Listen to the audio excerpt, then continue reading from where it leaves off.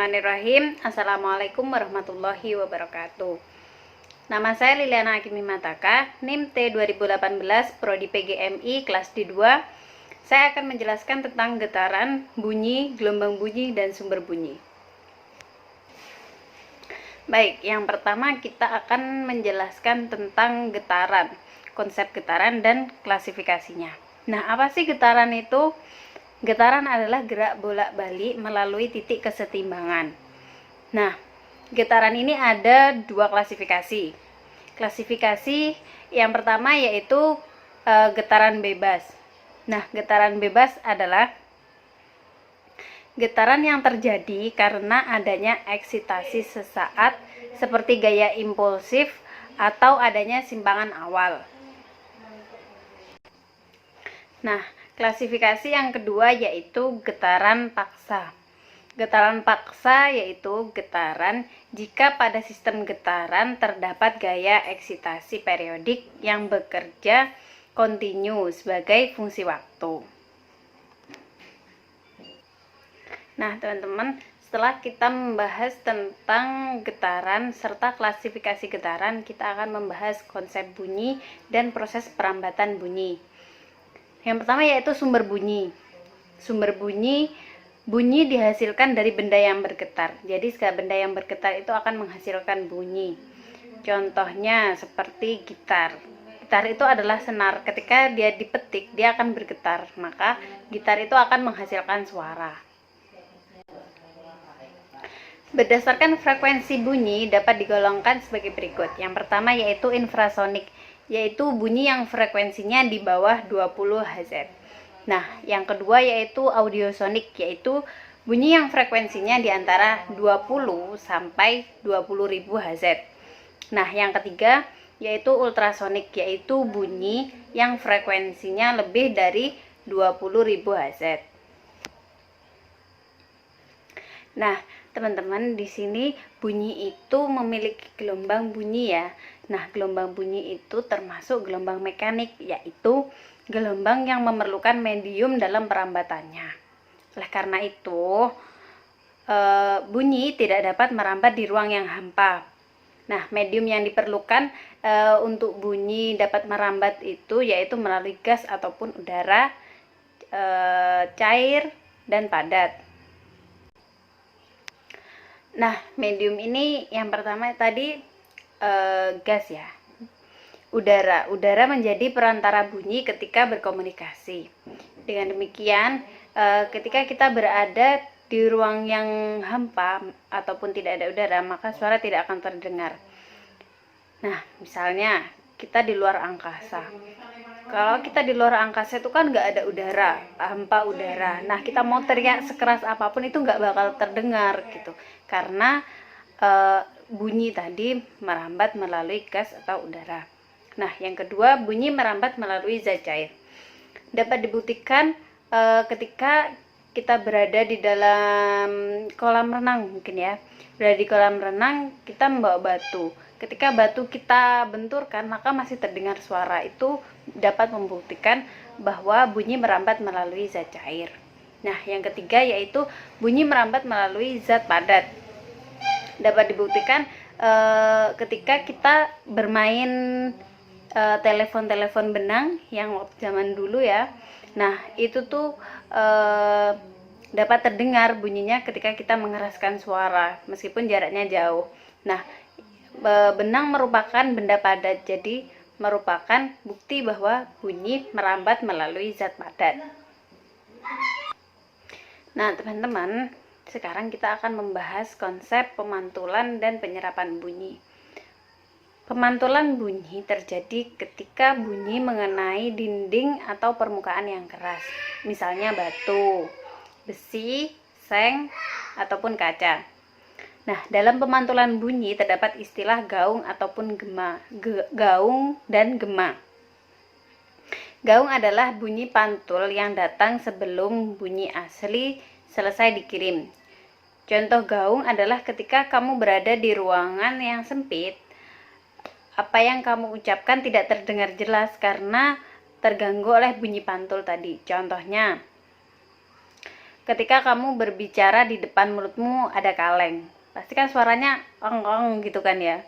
Nah, kemudian gema. Gema adalah bunyi pantul yang muncul setelah bunyi asli. Contohnya ketika kita di pegunungan. Setelah beberapa saat kita teriak, pasti akan terdengar bunyi pantul yang sampai di telinga kita. Ada jedanya tapi ya. Ada jaraknya setelah kita berbicara kalau gema itu. Nah, kemudian penyerapan atau peredaman bunyi. Nah, bunyi itu bisa diperkecil ya. Bisa diperkecil suaranya kalau di dalam ruangan tersebut kita bisa menggunakan bahan-bahan yang lunak ataupun berongga. Benda-benda yang dapat menyerap atau meredam bunyi itu contohnya karpet yang tebal itu, terus busa, spons, kain, wol, dan karet. Contohnya nih ya, kalau peredaman bunyi ya, kalian pasti pernah kan datang ke bioskop. Nah, kalau ke bioskop itu pasti di bawahnya atau di samping-sampingnya itu pasti ada karpet ataupun ya ada karpet yang tebel kan, kalau kita nginjek itu kan pasti ada kayak spong-spongnya gitu kan. Nah, itu fungsinya untuk meredam bunyi, karena di bioskop itu kan suaranya sangat keras ya. Nah, itu salah satu upaya untuk peredam bunyi. Nah, sekarang kita akan membahas proses perambatan gelombang. Gelombang itu ada dua di sini proses perambatannya, yaitu yang pertama transversal. Gelombang transversal merupakan jenis gelombang di mana arah rambatannya tegak lurus dengan arah getarannya. Jadi seperti tali gitu ya teman-teman. Seperti tali, tapi getarannya itu seperti ini, bergelombang seperti ini. Namanya juga gelombang ya, tapi dia tuh lurus seperti tali gitu. Kalau longitudinal kan kayak membentuk bulatan-bulatan seperti itu. Nah, contohnya yang transversal ini ya, seperti gempa bumi. Nah, pada gempa bumi itu kan datarnya lurus, tapi getarannya seperti ini, sehingga getaran tersebut merupakan medium dengan arah getarnya yang tegak lurus dengan arah rambatannya. Sehingga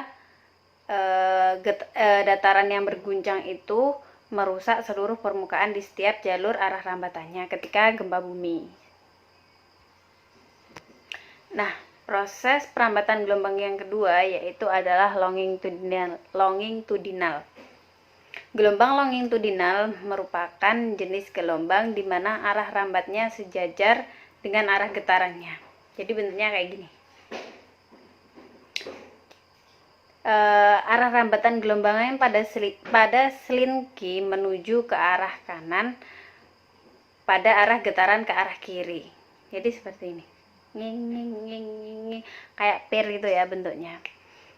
Nah, kemudian contohnya adalah gelombang suara. Nah, gelombang suara mengubah tekanan merapat dan merenggang. Molekulnya di udara yang membuat getaran sejajar dengan arah rambatannya. Nah, setelah kita membahas proses perambatan gelombang tadi, kita akan mengidentifikasi jenis-jenis sumber bunyi serta manfaatnya. Yang pertama yaitu gelombang infrasonik, yaitu bunyi yang memiliki frekuensi kurang dari 20 Hz tadi ya, atau hertz. Infrasonik banyak diciptakan oleh sumber getar yang cukup besar, misalnya gempa. Nah, bunyi ini hanya bisa didengar oleh hewan seperti jangkrik, anjing. Hal ini bermanfaat untuk memprediksi kapan akan terjadi gempa bumi, bencana alam, seperti tsunami dan lain-lain. Yang kedua yaitu gelombang audiosonik. Itu bunyi yang memiliki frekuensi 20 sampai 20.000 Hz. Nah, bunyi ini bisa didengar oleh manusia seperti suara kita. Suara kita ini frekuensinya 20 sampai 20.000 Hz. Klakson mobil dan lain-lain. Nah, yang ketiga yaitu gelombang ultrasonik, yaitu bunyi yang memiliki frekuensi di atas 20.000 Hz. Gelombang ultrasonik ini biasanya diciptakan oleh getaran kristal kuarsa dalam suatu medan listrik. Nah, bunyi ini bisa didengar oleh hewan seperti lumba-lumba, anjing, kelelawar. Nah, gunanya untuk apa? Gunanya untuk para hewan yang dapat berjalan di malam hari dan dalam kondisi yang gelap tanpa menabrak sesuatu. Kita udah membahas tentang identifikasi, kita akan membahas tentang perbedaan gema, gaung, dan pantul. Nah, gaung atau biasanya disebut dengan keredam adalah bunyi pantul yang terdengar hampir sama dengan bunyi aslinya, sehingga bunyi tersebut tidak terlalu jelas. Nah, sedangkan gema adalah bunyi pantul yang terdengar setelah bunyi aslinya. Nah, perbedaannya apa sih gitu? Perbedaannya yaitu kalau gaung itu suaranya tidak terlalu jelas, bahkan bisa merusak suara aslinya. Nah, sedangkan gema itu bunyinya muncul setelah suara kita tapi berjarak. Tadi sudah dicontohkan yang di pegunungan, serta ketika kita berbicara di dalam kaleng. Nah, kalau di dalam kaleng itu merupakan contoh gaung. Nah, sedangkan ketika kita berbicara ataupun berteriak di pegunungan maka terdengar suara, itu disebut gema.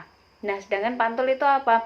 Pantul adalah gelombang bunyi yang dapat dipantulkan jika mengenai benda yang keras. Nah, pantul ini merupakan gema dan gaung ini merupakan pembagian dari bunyi pantul. Nah, seperti itu.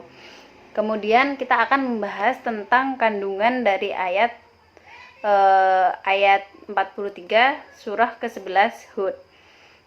Yang mana artinya di sini yaitu anaknya menjawab, "Aku akan mencari perlindungan ke gunung yang dapat memelihara dari air bah." Nuh berkata, "Tidak ada yang melindungi hari ini dari azab Allah selain Allah saja, yang Maha Penyayang." Dan gelombang menjadi penghalang keduanya, maka jadilah anak ini termasuk orang-orang yang ditenggelamkan. Nah, yang dimaksud dari kandungan surah Hud ayat 43 ini di sini yaitu gelombang yang dihasilkan dari banjir, yang mana di situ kan terdapat gelombang. Nah, gelombang itu yang dapat memisahkan antara anaknya dengan Nabi Nuh. Nah, yang selanjutnya kita juga akan membahas dalam surah Hud ya. Tetap di surah Hud, tapi ayat ke-94. Nah, yang artinya, "Dan tatkala datang azab kami selamatkan Syuaib dan orang-orang yang beriman bersama dengan dia dengan rahmat dari kami. Dan orang-orang yang zalim dibinasakan oleh satu suara yang mengguntur. Lalu jadilah mereka mati bergelimpangan di dalam rumah." Nah, yang dimaksudkan di sini, jadi pada saat itu malaikat Jibril akan meniupkan suara yang mengguntur. Nah, suara ini kan merupakan getaran. Nah, tapi suara ini sangat besar sehingga menyebabkan orang-orang yang tidak beriman mereka akan mati bergelimpangan di tempat tinggal mereka dalam keadaan bersimpuh. Nah, seperti itu. Mungkin cukup sekian dari saya. Apabila ada kesalahan, saya minta maaf. Saya undur diri. Liliana Hakim Himataka. Wassalamualaikum warahmatullahi wabarakatuh.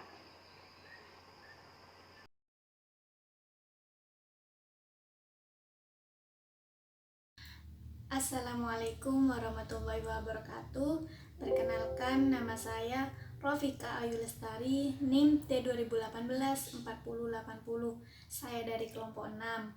Di sini saya akan menjelaskan tentang konsep getaran dan klasifikasinya, konsep bunyi dan proses perambatan bunyi, dan konsep pemantulan dan penyerapan bunyi. Yang pertama yaitu konsep getaran dan klasifikasinya. Apa sih getaran itu? Getaran adalah gerak bolak-balik melalui titik kesetimbangan. Nah, simpang getar adalah kedudukan partikel yang bergerak terhadap kedudukan seimbang pada suatu saat. Simpang getar maksimum ini disebut amplitudo. Waktu yang diperlukan untuk melakukan satu getaran itu disebut periode atau dilambangkan dengan huruf T besar. Periode di sini diukur dalam satuan sekon. Banyaknya getaran yang terjadi setiap sekon itu disebut frekuensi getaran atau dilambangkan dengan huruf F. Satuan frekuensi itu disebut juga Hertz atau Hz. Hubungan periode dengan frekuensi dapat dirumuskan sebagai F sama dengan 1/T. Menurut klasifikasinya di sini, getaran itu dibedakan menjadi dua, yaitu getaran paksa dan getaran bebas. Disebut sebagai getaran paksa jika pada sistem getaran terdapat gaya eksitasi periodik yang bekerja kontinu sebagai fungsi waktu. Sedangkan pada sistem getaran bebas, getaran terjadi jika adanya eksitasi sesaat seperti gaya impulsif atau adanya simpangan awal. Terus yang selanjutnya yaitu konsep bunyi dan proses perambatan bunyi. Bunyi itu dihasilkan dari benda yang bergetar, artinya benda yang bergetar akan menghasilkan bunyi. Nah, berdasarkan frekuensinya, bunyi dapat digolongkan sebagai 3 macam. Yang pertama itu infrasonik, yaitu bunyi yang frekuensinya di bawah dari 20 Hz. Terus yang kedua audiosonik, yaitu bunyi yang frekuensinya antara 20 sampai 20.000 Hz. Dan yang ketiga ultrasonik, yaitu bunyi yang frekuensinya lebih dari 20.000 Hz. Gelombang bunyi ini termasuk gelombang mekanik, yaitu gelombang yang memerlukan medium dalam perambatannya. Oleh karena itu, bunyi tidak dapat merambat di ruangan yang hampa. Medium yang diperlukan bunyi untuk merambat dapat berupa gas atau udara, cair, dan juga padat. Terus selanjutnya yaitu konsep pemantulan dan penyerapan bunyi. Pemantulan bunyi ini terjadi ketika bunyi mengenai dinding atau permukaan yang keras. Contohnya, jika kamu berbicara di depan kaleng, pasti yang kamu ucapkan itu tidak akan terdengar jelas gitu. Di situ karena ada gangguan bunyi dari pantulan itu. Sedangkan penyerapan bunyi ini terjadi jika bunyi mengenai bahan-bahan yang lunak atau berongga. Contoh bahan peredam bunyi di sini atau penyerapan bunyi ada busa, spon, kain, wol, karet, dan juga sebagainya. Selanjutnya akan dijelaskan oleh pemateri selanjutnya.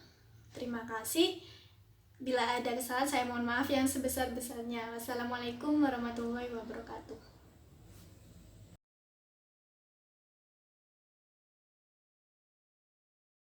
Assalamualaikum warahmatullahi wabarakatuh. Perkenalkan, nama saya Indah Suci Utami, NIM T2018-4078. Di sini saya ingin menjelaskan kelanjutan dari presentator pertama. Nah, materi yang akan saya bahas ini adalah tentang proses perambatan gelombang transversal. Jadi, gelombang transversal sendiri itu merupakan jenis gelombang di mana arah rambatnya itu tegak lurus dengan arah getarnya. Contohnya bisa kita lihat. Nah, ini adalah contoh dari gelombang transversal berupa seutas tali. Ini kan gambarnya arah rambatnya itu kan ke kanan, arah getarnya itu ke atas dan ke bawah. Mereka itu sejajar, sama kan ini. Tidak ada yang ke atas sendiri, ke bawah sendiri.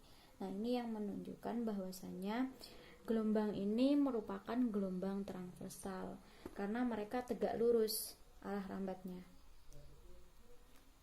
Selanjutnya ada contoh lagi, yaitu pada gelombang yang disebabkan oleh gempa bumi. Contohnya seperti ini gelombangnya. Ini juga bisa dilihat kan, arah rambat gelombangnya itu sama, tegak lurus. Jadi nggak ada yang ke bawah, nggak ada yang ke atas, jadi tegak lurus sama. Juga getarnya juga sama ini, antara jarak yang satu dengan yang satunya. Nah, selanjutnya kita lanjut ke penjelasan selanjutnya, yaitu tentang proses perambatan gelombang longitudinal, yaitu merupakan jenis gelombang di mana arah rambatnya itu sejajar dengan arah getarnya. Contohnya yaitu gelombang yang merambat pada pegas. Nah, ini contohnya.